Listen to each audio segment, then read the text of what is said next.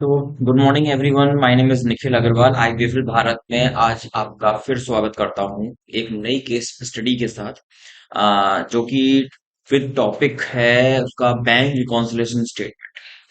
तो bank reconciliation statement क्या होता है ये आपको बता देते हैं कि मेनली जब हमारी कोई पेमेंट चेक से हो रही होती है या कोई भी पेमेंट किसी भी तरह से हो रही हो और उसके क्लियर होने में टाइम लग रहा हो, तो जो गैप बीच में आता है रिसीविंग और क्लियरिंग में, उसको हम बीआरएस में कवर अप करते हैं। ठीक है। तो आज की ये जो केस स्टडी है हमारे पास, ये है असाइनमेंट नंबर 15। और इस केस स्टडी को हम सॉल्व करेंगे आज टैली प्राइम के अंदर। तो शुरू करते हैं हमारी आज की ये केस स्टडी। क्वेश्चन आपको मिल जाएगा डिस्क्रिप्शन के अंदर ड्राइव लिंक में, और वहां से आप उसको उठा सकते हैं और देखें हमारी ये केस स्टडी आज जो हम सॉल्व करने वाले हैं।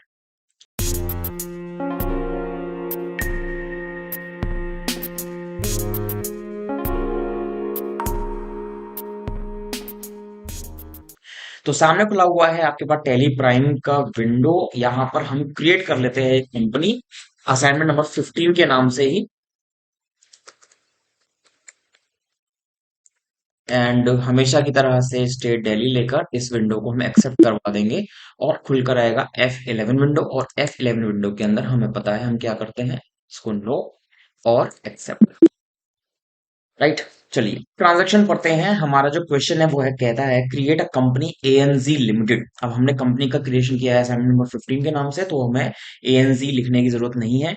हमें ये नीचे दी हुई ट्रांजेक्शन्स को इसमें एंटर करना है। ठीक है।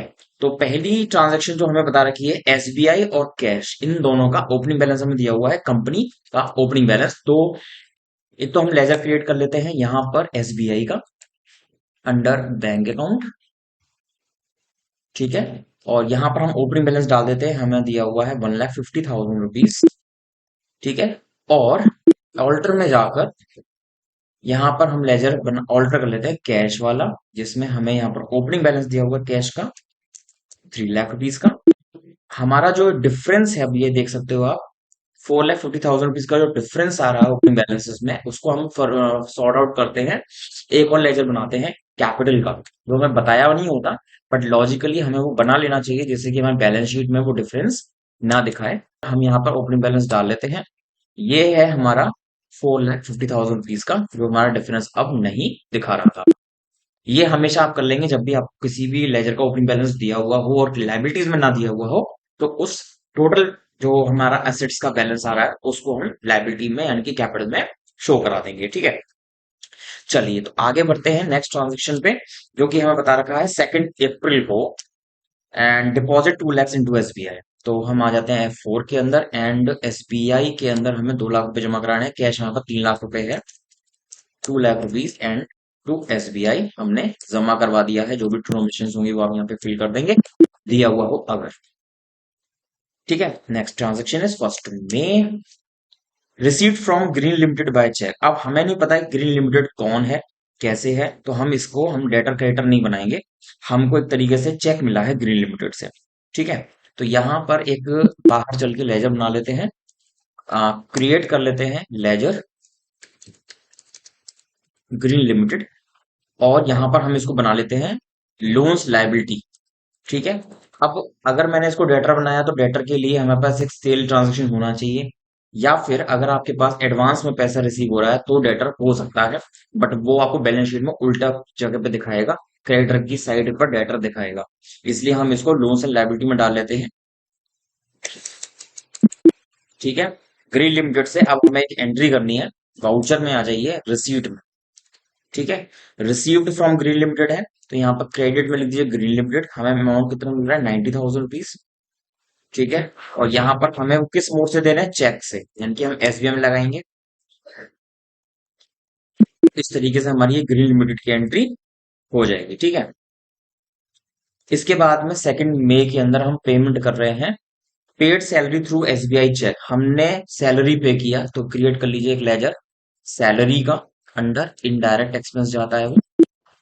अमाउंट है 50,000 रुपीज का, और सैलरी का पेमेंट 2 मई को हो रहा है चेक से।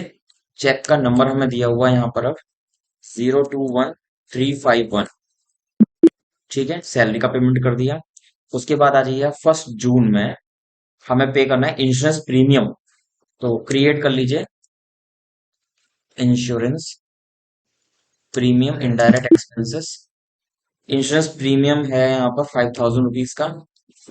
एंड पेमेंट हम कर रहे हैं चेक से, SBI चेक नंबर 021352। ठीक है। उसके बाद में आ जाइए 2 जून के अंदर परचेज फर्नीचर, तो हम लेजर बना लेंगे फर्नीचर का। अंडर फिक्स्ड एसेट अमाउंट है इसका 70,000। Payment by cheque SBI and cheque number आता है 021353। Accept. Next transaction is of 1 July. 1 जुलाई में हो रहा है receipt from mister Malhotra cheque of 9,000 deposited into bank. हमें चेक मिला मिस्टर मल्होत्रा से। तो वो पहले जैसे हमने ग्रीन लिमिटेड का काम किया था सेम उसी तरह से मल्होत्रा का भी काम कर लेंगे। पहले लेजर बनाएंगे, मिस्टर मल्होत्रा का लेजर हमने बना लिया यहाँ पर, और इसको हम डाल देंगे लोन्स एंड लायबिलिटी के अंदर। ठीक। और इसका एक ट्रांजेक्शन पंच कर देंगे हम। रिसीप्ट में जाकर मिस्टर मल्होत्रा से हमें रिसीव हो रहा है cheque, amount is 9,000 rupees. And यहाँ पर हमने इनको डाल दिया चेक SBI बैंक में हमने डाल दिया है, चेक नंबर में दिया हुआ नहीं जो हमें मिला है। ठीक है। उसके बाद आ जाइए 2 जुलाई में विड्रू कैश फ्रॉम SBI 4,000 रुपए। F4 के अंदर आइए और विड्रॉ कर रहे हैं 4,000 रुपीज कैश। ठीक है। एक्सेप्ट।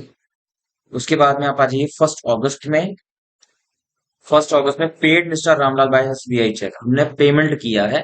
तो हमें नहीं पता हमें उसके क्रेडिटर थे क्या था, परचेज किया था वगैरह वगैरह। तो हम क्या कर रहे हैं डायरेक्टली पेमेंट वाउचर में आ जाओ और यहाँ पर क्रिएट कर लीजिए मिस्टर रामलाल। ठीक है। और इसको हमने डाल दिया लोन्स एडवांसेस के अंदर, हम ये मान लेंगे हम उनको लोन दे रहे हैं। और अमाउंट है इसका 6,000 रुपीज और SBI का चेक दे रहे हैं हम इनको। और यहाँ पे इसलिए चेक नंबर भी दिया जा रहा है 021354। ठीक है। तो ये एंट्री भी हमारी डन। नेक्स्ट चलते हैं 2 अगस्त में। And received an ICICI bank cheque from Mohan and company 5,000 deposit into bank. अब हमें मोहन एंड कंपनी से मिला है तो हम रिसीट में जाएंगे। क्रेडिट में एक लेजर बना लीजिए मिस्टर मोहन एंड कंपनी, और इसको हमने डाल दिया लोन्स लायबिलिटी के अंदर अगेन। एंड यहाँ पर अमाउंट हमने डालना है 5,000 रुपीज। और हमने ये अमाउंट पैसा जो चेक था वो हमने कहाँ डिपॉजिट करा दिया SBI के अंदर। और यहाँ पर आपको बैंक का नाम भी दिया हुआ है तो आप यहाँ पे डाल सकते हैं कि आपका जो चेक था वो किस बैंक का था। ठीक है। ICICI। चेक नंबर नहीं दिया हुआ तो हम उसको खाली छोड़ देंगे। तो ये सारी एंट्रीज जो है मेरी हुई थी अप्रैल से लेके अगस्त तक। और अब हमारे पास बी पॉइंट दिया हुआ था companies bank passbook bank statement shows the following entries 2 अगस्त को। तो हम क्या करने वाले हैं, सबसे पहले आप आ जाइए गेटवे ऑफ टैली के अंदर, वहां पे आप DAL प्रेस करेंगे। तो DAL आपको दिखाता हूँ, D से डिस्प्ले, A से अकाउंट्स बुक्स और L से लेजर। जब इसमें आप आ जाओगे आपको इसमें ओपन करना होगा SBI का लेजर, क्योंकि आपको आप रिकॉन्साइल करना है पासबुक से अपना टैली। तो आपको जब आप अंदर आएंगे तो आपको अगस्त की एंट्रीज दिख रही होंगी, लेकिन यहाँ पर रिकॉन्साइल करने का एक शॉर्टकट की आपको दिया हुआ है Alt+R से। तो जैसे ही आप Alt+R प्रेस करोगे आपके सामने वो सारी एंट्रीज दिखा देगा जो एंट्री अब तक आपने करी है, और अकॉर्डिंगली आपको वो सारी एंट्रीज अपने पासबुक से मैच करानी होगी। ठीक है। चलिए मैच कराते हैं। तो सबसे पहली एंट्री जो पासबुक में मुझे दी हुई है वो दी हुई है 1 अप्रैल को बैलेंस की 1.5 लाख रुपए, जो ऑलरेडी मुझे वहां पर दिखा रखा है बैलेंस एज पर पासबुक में, उसको हम स्किप कर देंगे। और दूसरी एंट्री पे चलते हैं। 2 अप्रैल को 2 लाख रुपए की एंट्री है, तो यही एंट्री है वो। तो यहाँ पर इसको 2.4 जो एंड डेट पासबुक में लिख रही होगी वही डेट आपको यहाँ पर लिखनी होगी। तो मैंने ये डाल दिया। फिर आप आ जाइए 90,000 वाली एंट्री 1 मई को है, 1 मई लिख दीजिए। तो जैसे जैसे आप यहाँ पर डेट डालते जाओगे इसको बोलते हैं रिकॉन्साइल हो रही है एंट्री। तो पहले अमाउंट 1.5 लाख रुपए था, 1.5 लाख के बाद में 2,90,000 रुपए की ट्रांजेक्शन अप्रूव हो गई। तो हमारा ये जो बैलेंस बैंक में हो गया अपडेट 4,40,000 हो गया। ठीक है। नेक्स्ट इज आपने 5,000 का कोई ट्रांजेक्शन किया है इसमें? जी हाँ, किया है। और आपको यहाँ पे चेक नंबर भी दिया हुआ है, 5,000 चेक नंबर 2135। तो इनकी एक पता लग जाएगा कि यही वो है ट्रांजेक्शन, के 5,000 की और भी ट्रांजेक्शन हो सकती हैं, इसलिए हम चेक नंबर से वेरीफाई करेंगे कि हाँ यही वो ट्रांजेक्शन है 1 जून को।